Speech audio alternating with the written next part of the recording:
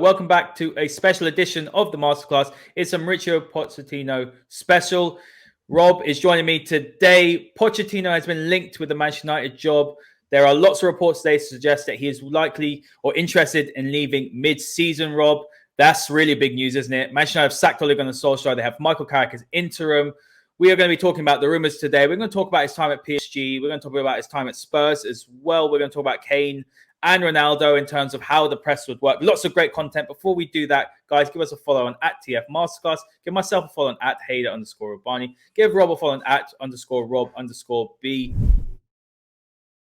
Rob, how close is this? Because there's a lot of rumors swirling around. Can Manchester United fans get excited about Pochettino? I'm going to say finally, because Ed Woodward adores him, has wanted him as manager for a long time. Can we get excited about Pochettino in the dugout at Old Trafford? Well, you could get excited if you want to get excited, but we kind of have to look at some of the facts around it. And this show today is a tactical special. We want to see how suitable Mauricio Pochettino would be for Manchester United. So as you've just highlighted there, Ed Woodward loves Pochettino. He was his number one choice when Jose Mourinho left the football club. And he's someone that he's always admired. It's something he's been very, very public about in the past. And there's also the kind of added caveat that Ed Woodward will be staying at Manchester United. I know that won't please United fans. That's just how it goes. But I think he will probably keep his executive powers. And it means that he will have the major say as into who the next manager will be. Now, obviously, there's several candidates for the job. Zinedine Zidane, Brendan Rodgers. There's still talk about Ralph Rangnick. People are obviously putting their hat in the ring for Eric Ten Hag. But Pochettino is someone that did want the Manchester United job not so long ago. Now, obviously, he's at a huge football club at the moment with Paris Saint-Germain with a big project, a big objective. He's got Lionel Messi. He's got Neymar. You know, he's got Mbappe, and he's got another set of amazing set of players behind all of that. So the question is, does Pochettino want to leave for Manchester United? Well, we know that he loves England and he loves the Premier League.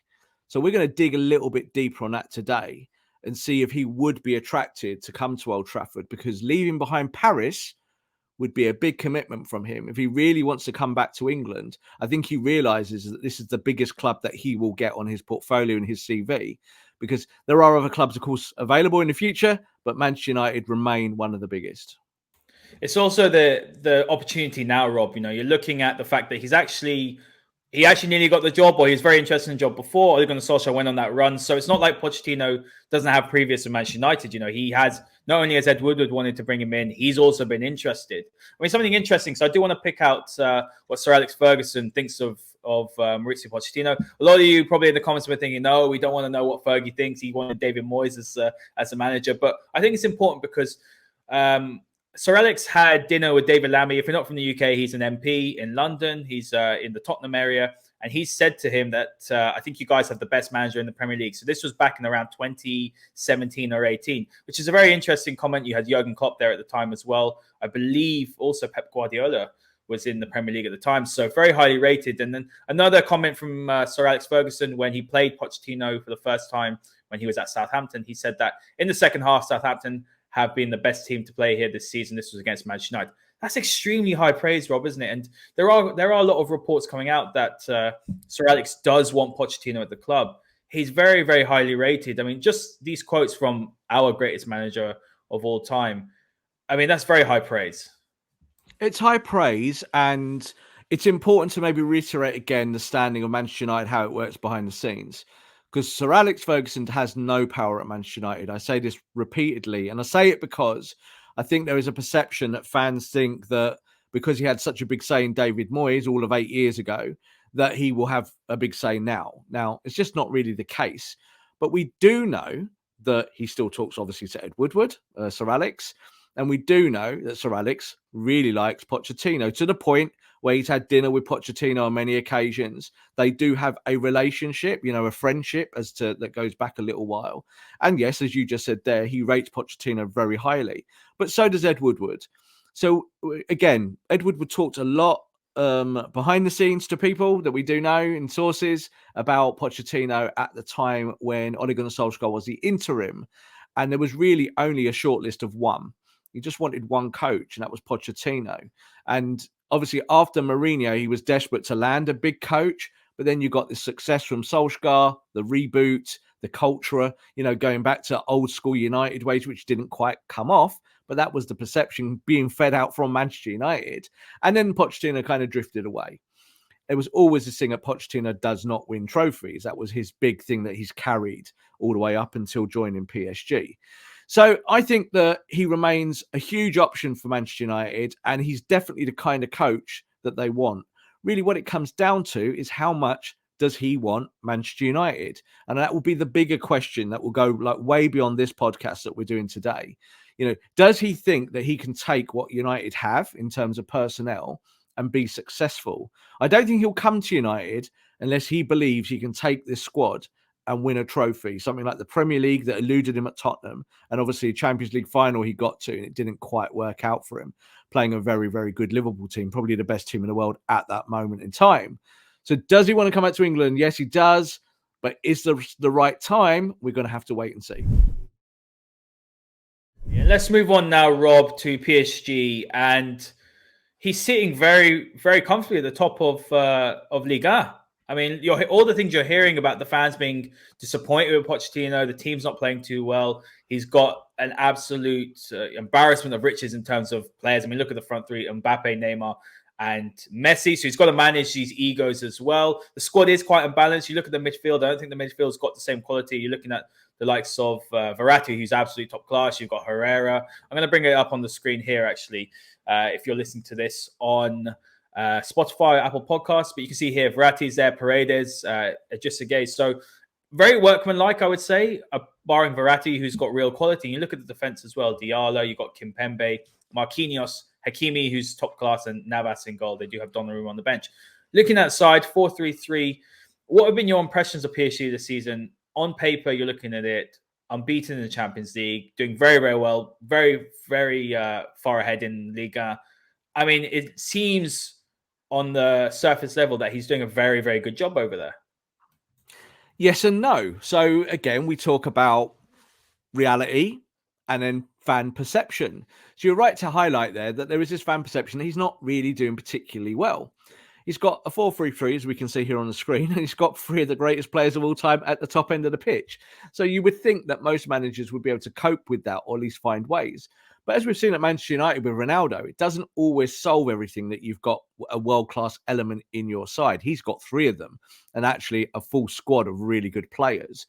So he's top, obviously, of Liga, and that's kind of where PSG sit. That's where they expect to sit. But they have conceded lots of goals this season. So you've found that they've won games 2-1, 3-1. They're always conceding goals. They're not as watertight as maybe they want to be. And obviously last year was a failure for PSG because they didn't win the title, and that's unheard of there.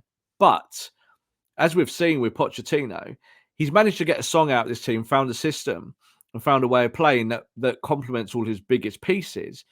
And as far as the tactics go, they haven't given up too much of maybe their principles or what Pochettino does. And that is Pochettino does like to defend. He likes the numbers game. He looks after territory. Not particularly a pressing coach. So I'm talking about Guardiola, a Klopp, who play much more higher presses. That's not saying that he can't do that. It's just more of a preference. Didn't really do it at Spurs.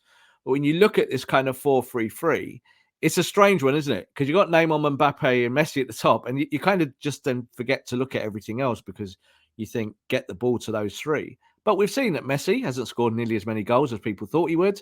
And he's still in that integration, I think, period of finding his way at Paris. And it's now whether the Pochettino, as I think a kind of quite an understated coach, though highly rated, does he fit this almost Galactico model? Would this squad actually fit someone like Zinedine Zidane better than Pochettino? So I think that's kind of a question for PSG to answer, because if they felt that someone like Zidane would be a long-term choice for them as a coach, someone who's, Frenchman, obviously, he's looking out for the France job, but PSG is probably, certainly the biggest club job in France itself. If he fancied going home and being there, I know he's from south of France, but if he wanted to be in the capital, he could find a way here to get to PSG, and that would allow them, Pochettino, to go to Manchester if he so desired to. It's going to be absolutely crazy. Let's say Pochettino does move to Manchester United, Rob. he would have managed Messi and Ronaldo. I mean, that how many managers in the can same say they season. can do that? Yeah, and Zidane would be if Zidane goes to PSG, it'd be exactly the same. I mean, I do think that when Pochettino did take the PSG job, and I want to talk about my sort of how I feel about Pochettino, because we did a lot of masterclasses last year when we started, and I was desperate. I've been desperate for Mauricio Pochettino to be the Manchester United manager for years now. I'm talking years. I really liked what he did at Southampton. I thought the Spurs move was a great move for him to see, what he can kind of do. I look at Poch the same way that maybe people look at Potter in his Brighton days, Potter now. I look at Pochettino the same in the Southampton days, very, very talented young managers. Want to see what they could do with the step up. Went to Spurs and made Spurs a fantastic, fantastic side. They didn't win anything. But I think, the fact that they have Antonio Conte today, they had Jose Mourinho as manager, is a testament to what Pochettino built at Spurs and how he elevated them. Yeah. For me, he is the manager who I think he's a nice transition from Ole Gunnar Solskjaer. I don't think that United will need to go do a massive overhaul in terms of personnel. I don't think they're going to go and rip it out like we did from Louis van Gaal to Mourinho, then to Ole Gunnar Solskjaer. I feel like personality-wise, look, he's managed big egos now. He's managed a big club.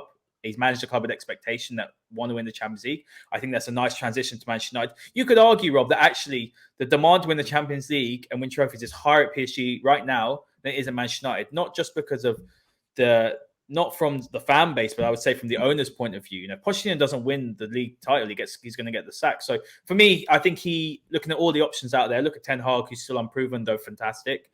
I look at Zinedine Zidane, I have my doubts. I look at the fact that Pochettino also has managed in the Premier League and done a very good job. I like the way he is with the media as well. He's a great man manager. I want to pick out this point. When Shaw was at Saints, he used to pick him up every day because Shaw obviously has had these dietary issues or whatever it is. And he used to pick up in his car and used to make him a healthy vegetable smoothie every single day.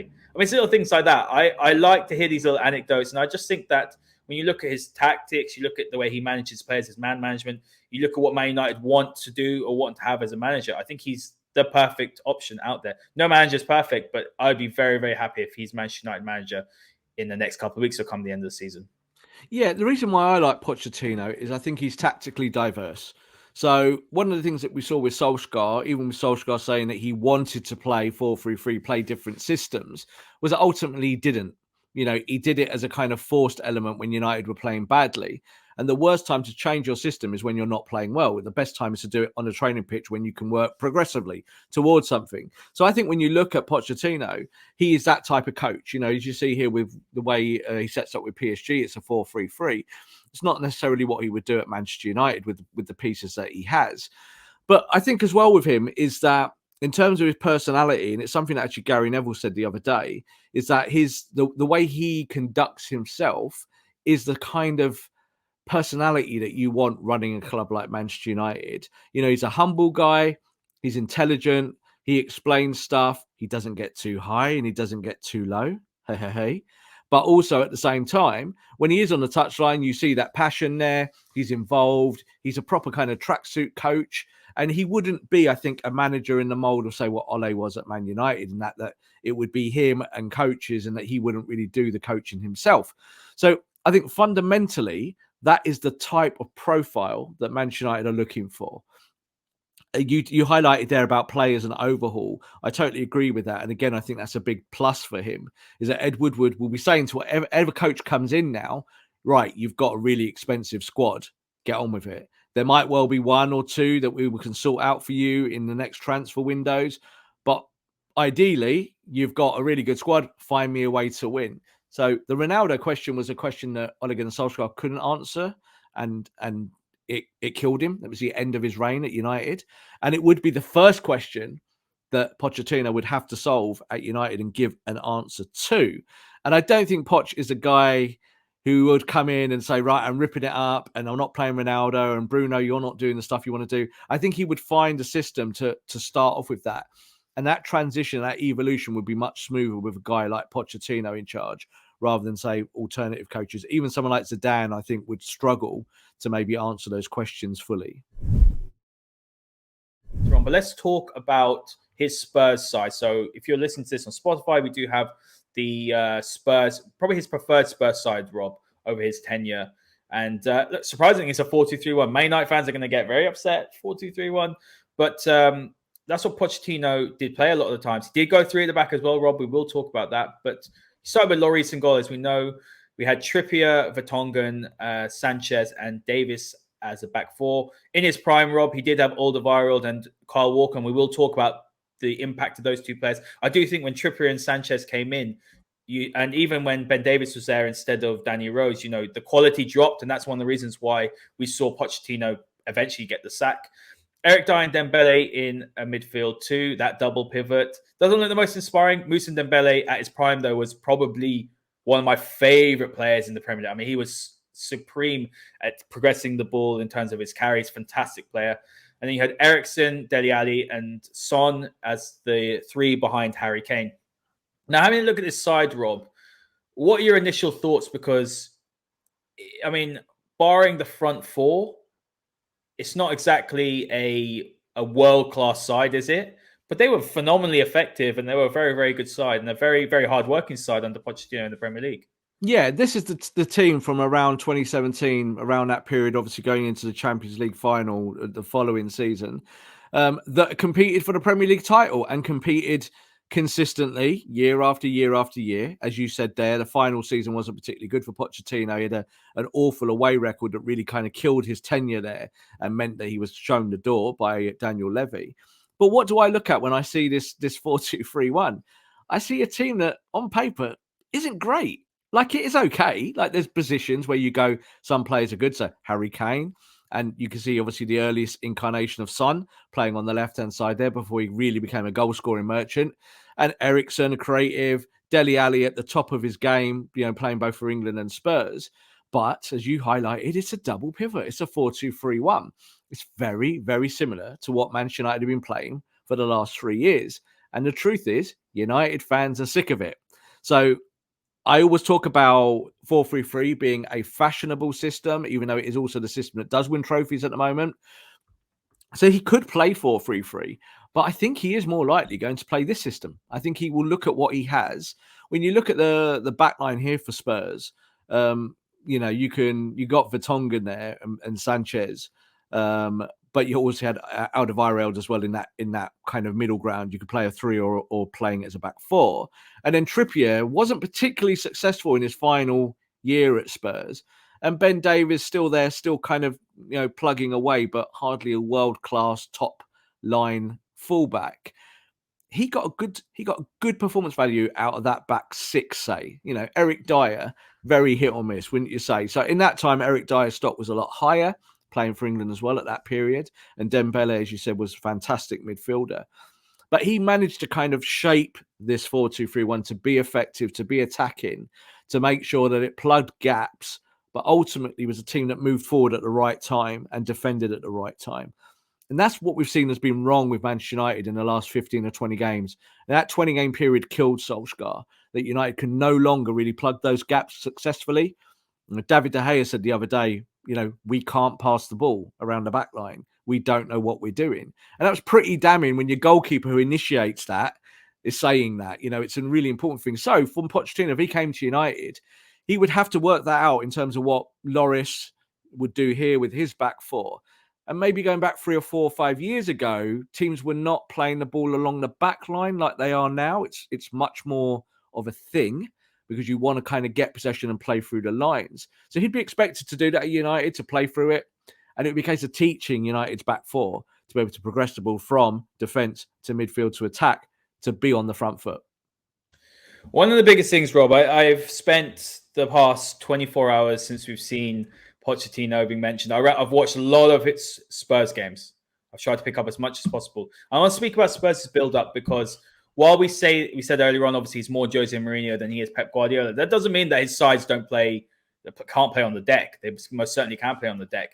And he did have quite a lot of variation. So I think one of the positives, something which Ole Gunnar Solskjaer didn't manage to work out, Rob, is that when an opposition pressed us, whether it was one forward pressing us or two forwards pressing up, I never saw Ole give the players the tools to be like, right, okay, if one person is pressing us, you perhaps like you change the angles that you're passing from, or you change, the area that you're passing up from the back. I didn't see that from United at all. I didn't see, for example, when United were getting pressed, perhaps one of the fullbacks dropping back just so that we had a numerical superiority in that first phase. I didn't see that enough from Manchester United. And that's something Pochettino has done and has coached his side. So Spurs do that. They're quite intelligent in terms of when, let's say, they're playing Liverpool and they're going to be pressed very, very high. They decide whether to play it long or whether to play in the channels or whether they play out the back, whether to play through the press.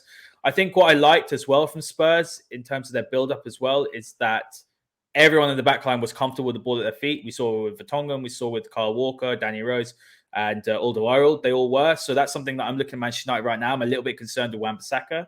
Is he the person that's going to be playing at right back for Pochettino? I'm not too sure. Another thing I did like as well, though, is that they can mix it up. They did go long a lot, Spurs, to be honest with you. They did like to play into the channels.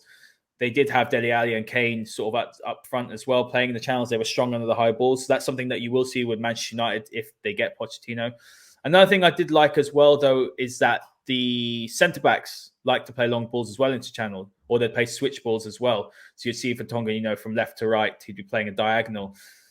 When I'm looking at this, and I'm looking at Harry Maguire specifically, I think Varane would be a lovely addition or a player for Pochettino. But I look at Maguire, who could possibly be the odd man out, Rob. I don't see him as someone that's the best playing long balls. I don't see him as quick as well. I mean, how would that work with Pochettino possibly coming in as a manager? Being honest, like we're looking at a Tottenham team here from around that 2017 period. I don't think Pochettino is going to come to Old Trafford and play long balls. I really don't. It's a stylistic question, and it's not something that you see. Now, it means that you can mix it up. So, for instance, Manchester City will play long passes, and I'll call them passes because they are passes. They're not really a long ball into channels. You're not putting it over someone's head and getting them to get their head down and run. So I don't think we will see that. So I don't think that's an issue for Harry Maguire. The issue for Harry Maguire is he's slow. So if you're going to play a certain way, but it's to do with pace out the back, so quick 1-2 touches, trying to come out into the midfield, then that's a problem, isn't it? Because you need to have some pace to bring it out. Now, we know that Maguire, with the ball at his feet, it's not too bad at travelling. He can travel with the ball. So you'd have to modify that, Haider. So that's how Pochettino would do it as a coach. You can't kind of just say, well, I want to do A, B, C, and D, but C and D don't quite work, so I just won't do it. What you do is you find a way around it. You have a methodology around it that helps the players that are out there. So I don't think that's too much of a problem. I think that kind of when you look at the shape, if you played a 4-2-3-1 like this, it wouldn't be exactly the same as the Spurs 4-2-3-1, but he would work with what he's got to try and get the ball progressed up the pitch in a kind of more what I would say in a kind of more swift, acute way than United do it. So you just mentioned there about shape and Wan-Bissaka. I actually think that last year when United were progressing the ball out of the back, they did it quite well. What did they used to do? Lindelof and Maguire would sit on the edge of the box, and you would find actually that in the shape that Wan-Bissaka was a guy that sat as well, made a 3 across there, and Fred would drop in or Matic or McTominay. So you would then have 4 against 2 strikers, and that tended to work. This year it hasn't worked. Why? Well, we don't really know, do we? You'd think that Varane is a better player, so you think those things should work. Varane's been in and out of the team, granted.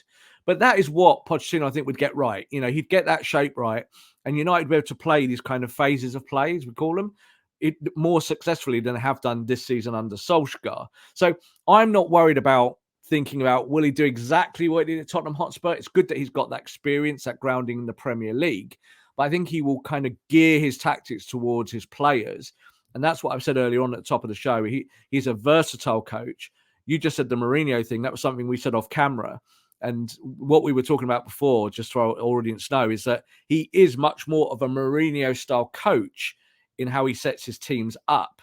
He's a bit more pragmatic than, say, a Guardiola or a Klopp. That's not a bad thing if you're doing it the right way and it's not completely reductive. So I'm all right with that. I'm fine with defensive football as long as you do it properly and allow your team to attack at the right times. We're going to talk about the forwards as well, Rob. You can see the front four of Eriksen, Dele Alli, and Son, and then you had Harry Kane as well. His forwards played very narrow, and we saw the width from the fullbacks. So we saw, for example, Kyle Walker or Danny Rose really providing that width. And something we saw from Luke Shaw as well when he's at Southampton.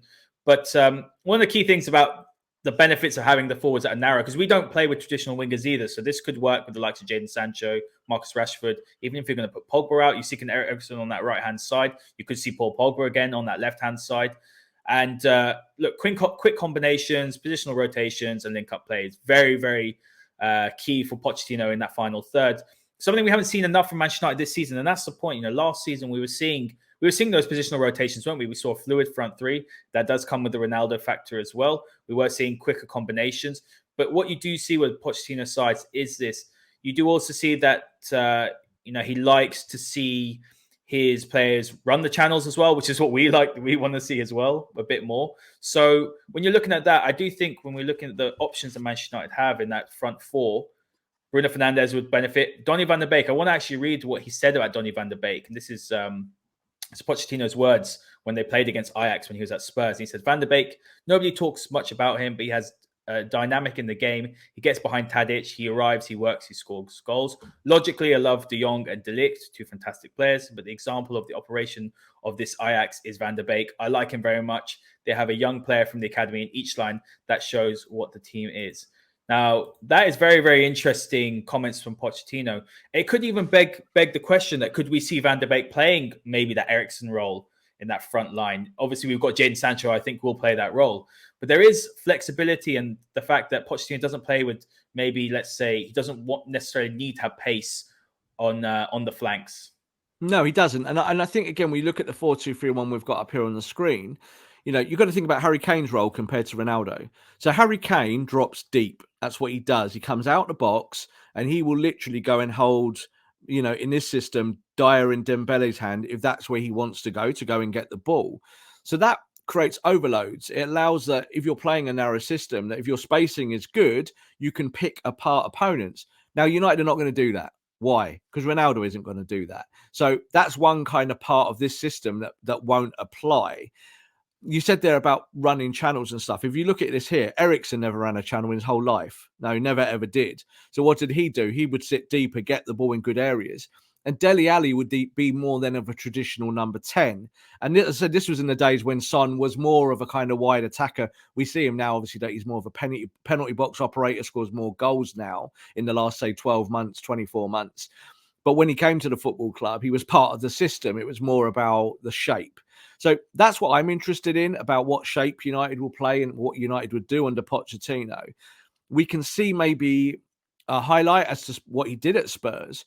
But when you look at what United have got, it's then applying those same things that never really fit Haider. Do you know what I mean? It's like a jigsaw puzzle. Is that if you're talking about, Moussa Dembele, you got to say, well, hang on, is McTominay, could he do that? Could Fred do that in the double pivot? Well, the answer to that, of course, is no. So would you do something different? Would you put a Donny van der Beek in there and then risk more defensive cover to be a little bit more progressive? Or would you play 4-2-3-1 and would you forsake width and let him play the Eriksen role? And that's probably more likely that you would see that. And then you might see someone like Jadon Sancho even play as a number 10. It depends. It depends what he wanted to do. The Bruno Fernandes question is also really, really interesting about how do you get the most out of him? Now, in the final days of Ole, we've got it up on the screen here. This was the 3-5-2 that he played against Manchester City. If I'm right, he kind of switched this after 45 minutes. I was at the game. So Eric Bailly slices the ball into the back of the net. Bailly's off at half-time. And this 3-5-2 that worked very well against Tottenham Hotspur, funnily enough, was over. And I don't think United have played it again since. Not properly. Not anyway. Not in a kind of this formation. I don't know whether he will play 3-5-2.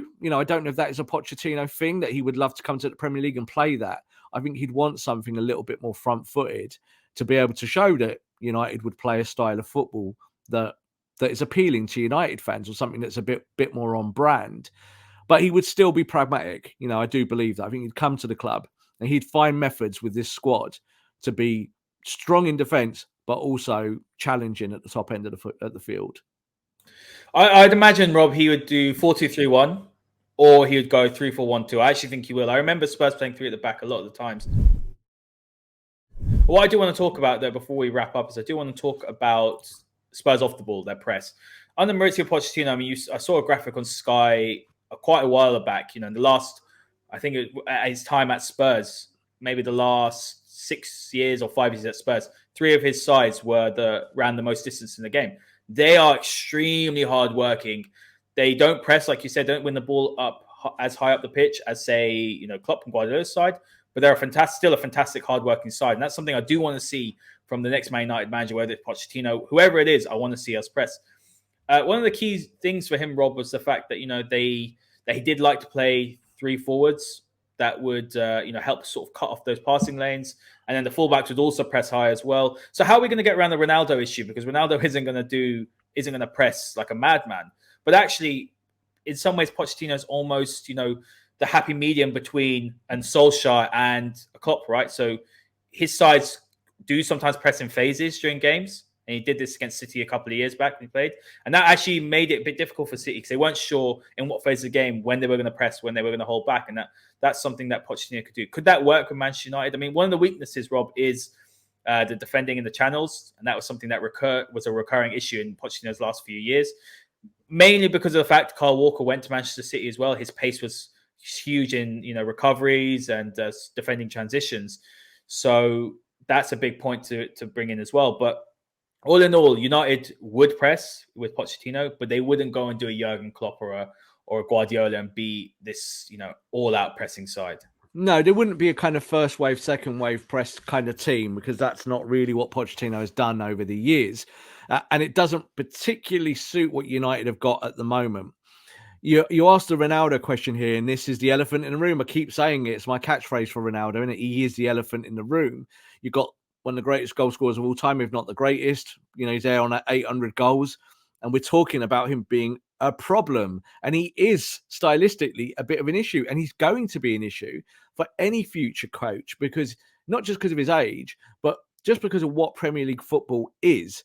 So how would he use him? So in a 4-2-3-1, one of the essential things for Pochettino in that system at Spurs was, as I just said, that Kane dropped deep, made up the extra man in midfield and allowed kind of third man run. Now, that would kind of lend itself to a Donny van der Beek style midfielder being in there or telling Bruno Fernandes to do something slightly different to run beyond. But Bruno can do that. But how do you kind of get it working game after game after game? Well, it probably would mean that your one up top would end up being probably Mason Greenwood in time. Because Greenwood is a kind of player that can drop into channels and almost play that swaps position, left and right. He could allow Sancho to bomb on. He could go behind players. And we've seen Greenwood do that when he's played as a striker, is that he does like to check in and out. He's not a guy who just has to be on the last man. He doesn't really play like that. He doesn't really also play with his back to goal. He's not that type of striker. He wants to get involved. And I think that's what Pochettino would demand at United. You have a number 9 that drops in the pocket and allows the number 10 to go forward. So again, at Spurs, Kane would drop. What would happen? Dele Alli would trigger and go forward. And we've seen that that's not worked at United. We don't see Ronaldo drop and Fernandes go. What we see is Ronaldo drops and then they both kind of just stand there and almost like, as I said, hold hands. They're that close. When you look at the average positions. Rob, it actually worked with Martial, didn't it, that season when Martial was fantastic? And that's why the 4-2-3-1 worked for Ole last year and the year before and hasn't worked this season. Not because Ronaldo is a rubbish footballer, it's because Ronaldo wants to do different things and doesn't suit that system. So you have to find a different system. So this is why I'm saying about, Pochettino and time. If he came to the football club, you would expect that Pochettino would outlive Ronaldo, hopefully, in terms of being at United and running the team. So again, it might be a kind of evolutionary curve, isn't it, of getting Greenwood in there and working those lines over maybe a year period. You might not win trophies, but you might find a system out of it. And then eventually Ronaldo will leave the football club at some point because he's 36. But if you're going to have to play with Ronaldo for now, you need to find a system that probably gets the most out of him, but then allows you to press higher up the pitch. What's really important is that United play any system, they can't isolate themselves in the way that they have done in the last few weeks. So you've seen teams getting the ball at left back and walking from left back into central midfield and then walking from central midfield onto the back line. And then you've got Harry Maguire looking very slow. So United didn't find a way of countering that, to close the gaps. Pochettino would have to do that immediately. He'd have to find a way to go and look after territory.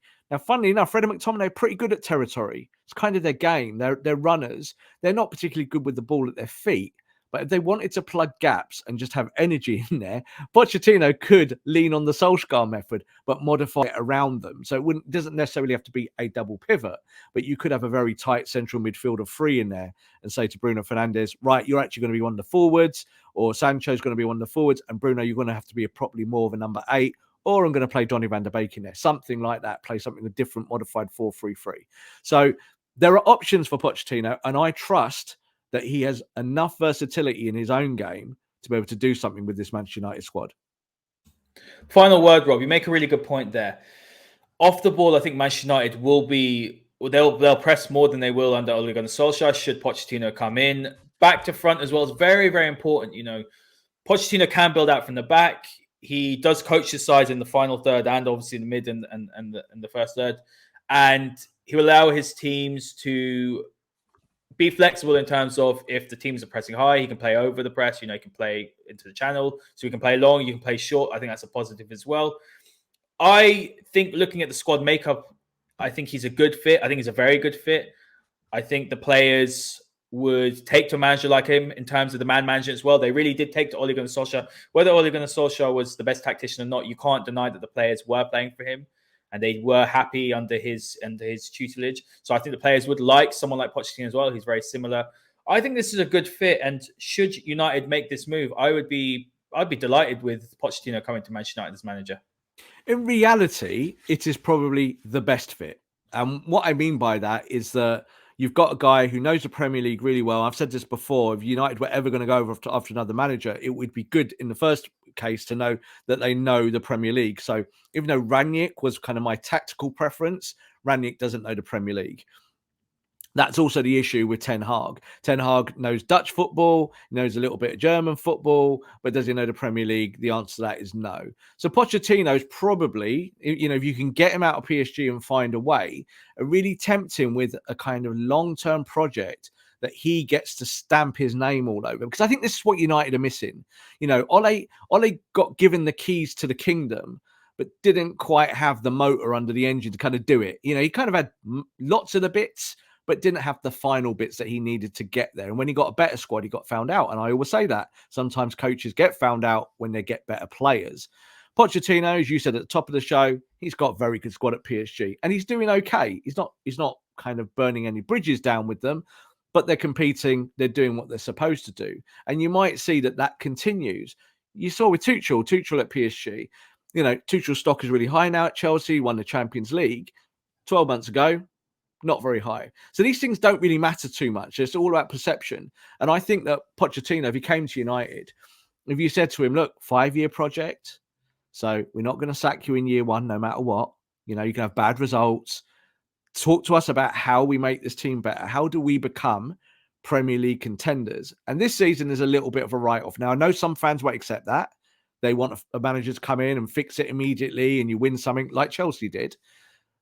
But I don't think that works for United. I think you're going to have someone who will appreciate what the long-term goals of a club like United are.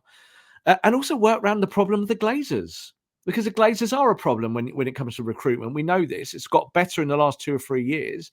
But, you know, they bought Ronaldo because they want to sell shirts. They bought Ronaldo because they want to be commercially viable. And it kind of cost the manager his job. He couldn't work it out. And I think that if United had Mason up top this year in a 4-2-3-1, or Rashford was fit, or Sancho had played more games, or Donny van der Beek had integrated better last season, I think we'd have seen a Manchester United team competing for the title this year. If not being right at the top, then at least, you know, 2, 3, 4 points off it, rather than what are we, kind of a dozen at the moment or so like that. So Pochettino, great coach, probably the right choice, but it's just whether you can get the right choice. And that's always the problem in these scenarios. Can you get a guy out of a football club when he's got a big contract there? He's obviously just signed a new deal with PSG. There is, I think, some credibility behind the fact that Zidane might like that PSG job and PSG might like Zidane in a World Cup year. And these things do matter. You know, there's a World Cup coming up in Qatar.